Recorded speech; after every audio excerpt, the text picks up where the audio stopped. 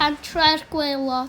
O dan y môr a'i donau, Mae llawer dinas glos fi'n gwrando ar y clychau, yn canu gyda'r nos.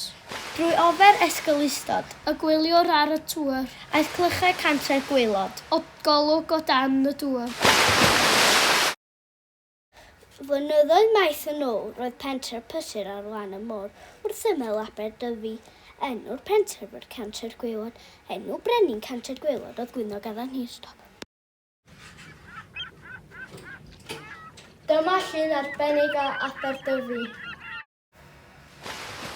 Helo, brenin Cantre'r Gwaelod ydw i. Gwynog Addan Hir yw fy enw. Roedd gan Gwynog Addan Hir ddau o blant ei wraig ac ei blant oedd Mererid a Gwyno. O, mae'n benblwydd arbennig I ti fori. Dwi edrych ymlaen at barti. Dwi'n 18 oed. O'r gorau, dydy barti ebau ail. Dyma'r moglaw Cantre'r Gwaelod. Helo! Helo, gwneud I gardio'r giatiau. Gnaf, ta-ta. Ta-ta. Penblwydd hapus Mererid. Seithenyn be wyt ti'n oed yma?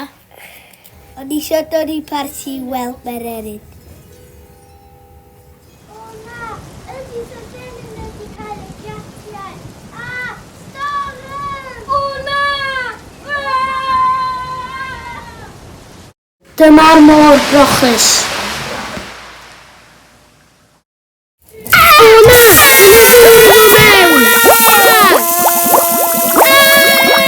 Diwedd. Seithenyn